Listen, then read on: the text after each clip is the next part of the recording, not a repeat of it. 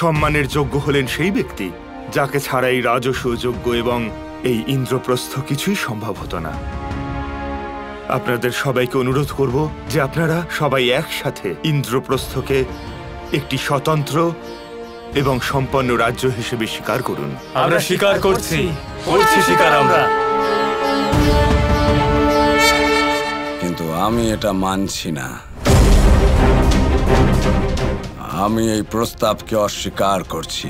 ভ্রাতা দুর্যোধন, মামা সব সময় বলেন একজন শত্রুকে ছোট করার জন্য 100 জন মিত্রকে শত্রু বানাতে নেই। আপনি যদি এরকম করেন তাহলে গুরু দ্রোণ আর পিতামহ ভীষ্ম সবাই আপনার বিরুদ্ধে চলে যাবেন। এবার সময় এসে গেছে রাজাকে সিংহাসনে বসানো, কিন্তু এই সিংহাসনের গৌরব আরো বৃদ্ধি পাবে যখন শ্রীকৃষ্ণ এখানে প্রথমে বসবেন, আর তারপরে সম্রাট। মাধব, মিনতি স্বীকার করুন। এটা আমার সৌভাগ্য। এর জন্য আপনাকে অনেক অনেক ধন্যবাদ।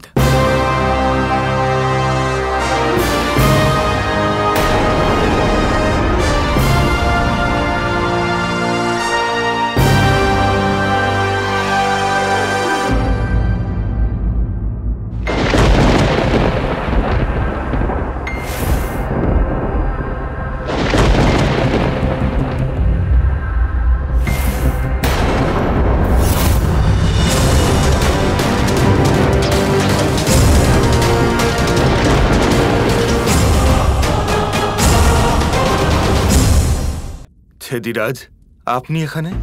মনে হয় আপনি হয়তো এটা ভুলে গেছেন যে এটা আপনার আসন নয়। শিশুপাল কিচ্ছু ভোলে না। আসলে তোমাকে আর তোমার ওই কৃষ্ণকে তোমাদের সীমাটা মনে করিয়ে দিতে চাইছিলাম আমি। বাঁদরের গলায় মুক্তোর মালা কখনোই শোভা পায় না। আর্যাবর্তের সকল নামজাদা কুলের শ্রেষ্ঠ রাজা মহারাজারা এখানে উপস্থিত। তাই আমি ভাবলাম যে কেননা আমি ওনাদের জানিয়ে রাখি যে ওনাদের মধ্যে এত বড় একজন নীচ ব্যক্তি উপস্থিত আছেন, কৃষ্ণ।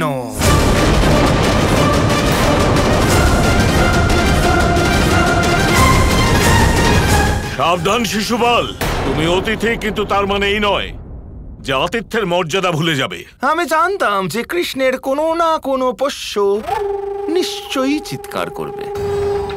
পুত্র পেটুক, আমাকে নিজের মর্যাদা বোঝানোর আগে নিজের সীমায় থাকতে শেখো।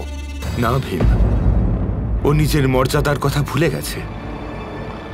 আমাদের ভুললে চলবে না।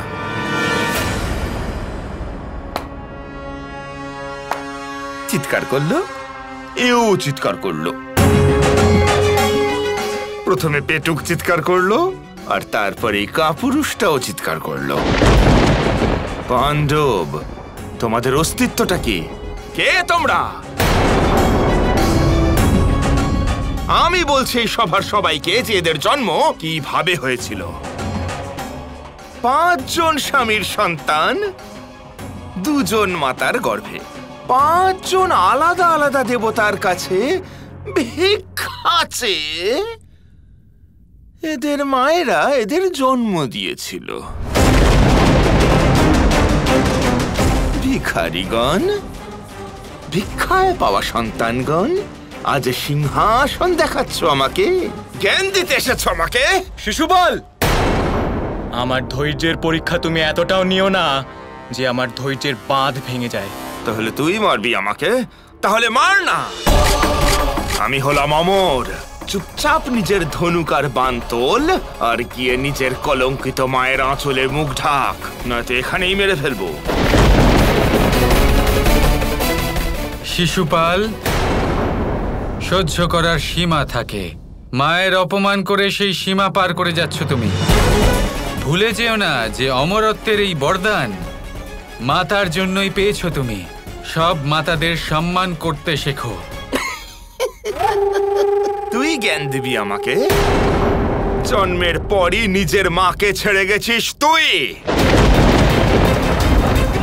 পালন করেছে যে মা, তাকে গোকুলে একা রেখে চলে এসেছিস তুই। তুই আমাকে মাকে সম্মান করতে শেখাবি? এই পাণ্ডবরা যে তোকে এত মান দিচ্ছে না, যাকে তুই নিজের সম্মান ভাবছিস, আসল সত্যটা হলো যে তুই হলি একজন যুদ্ধ বিমুখ। যুদ্ধ বিমুখ মানে বুঝিস তো? কাপুরুষ, চরিত্রহীন, আরে তুচ্ছ একটা গোয়ালা তুই। হ্যাঁ হ্যাঁ, তুচ্ছ একটা গোয়ালা।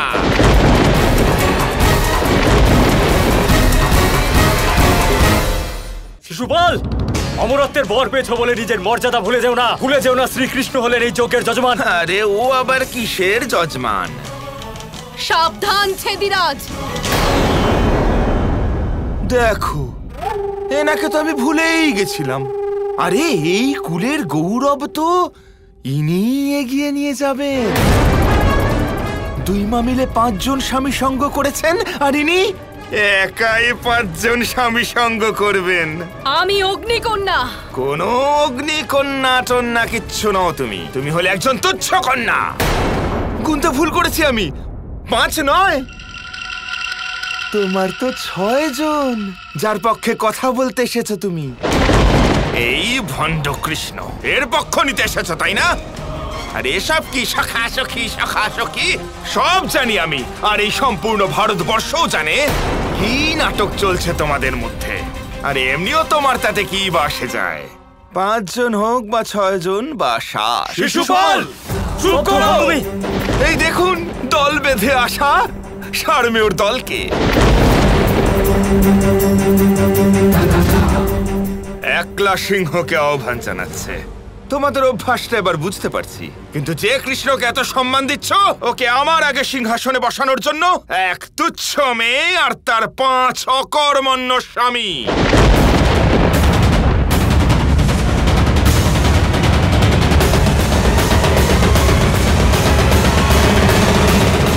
দাঁড়াও বন্ধুগণ। শিশুপাল, তুমি আগে মাতার অপমান করেছো, একজন স্ত্রীকে অপমান করেছো। অমর হবার এই অহংকার তোমার শ্লীল বোধ চুরমার করে দিয়েছে। আর সেই জন্য এবার সময় এসে গেছে তোমার বিনাশের, শিশুপাল।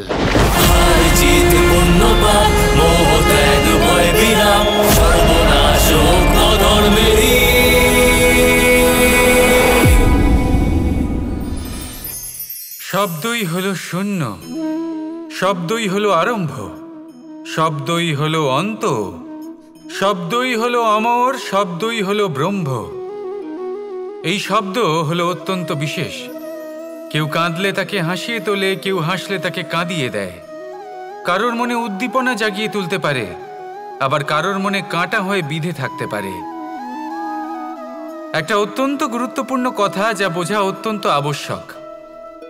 আপনার মন, আপনার হৃদয়ে যতই শুদ্ধ হোক না কেন, যতই পবিত্র হোক না কেন, আপনার দৃষ্টিভঙ্গি যতই স্পষ্ট হোক না কেন, যদি আপনার কথা পবিত্র না হয়, যদি আপনার শব্দ শুদ্ধ না হয়, তাহলে তা আপনাকে আপনার কর্মফল ভোগ করতে বাধ্য করবেই। একটা সহজ উদাহরণ দিই। আপনার জীবনে এমন কেউ অবশ্যই থাকবেন যাকে আপনি পছন্দ করেন না, যিনি হয়তো অধর্মী মানুষ, যিনি হয়তো দুর্বুদ্ধি সম্পন্ন মানুষ, কিন্তু তার জন্য অপশব্দ প্রয়োগ করলে তার মধ্যে কোনো পরিবর্তন আসবে না, তার মানসিকতা বদলাবে না, শুধু মনে প্রতিশোধ স্পৃহা জেগে উঠবে, মনে হিংসা জাগবে, আর কিচ্ছু নয়। সেই জন্য নিজের শব্দকে নিয়ন্ত্রণ করুন, নিজের কথা সংযত করুন। শ্রেষ্ঠ থেকে শ্রেষ্ঠতর মানুষকেও সাবধানী হতে হয়, কারণ যদি এই শব্দের প্রয়োগ সঠিক না হয়, তাহলে আজীবন মানুষকে নির্বাক হয়ে থাকতে হতে পারে। তাহলে নিজের শব্দ নিয়ন্ত্রিত রাখুন, নিজের কথাকে শুভ করুন, এতে প্রেমবোধ জাগিয়ে তুলুন, আর সেই প্রেমবোধ নিয়েই বলুন রাধা রাধা।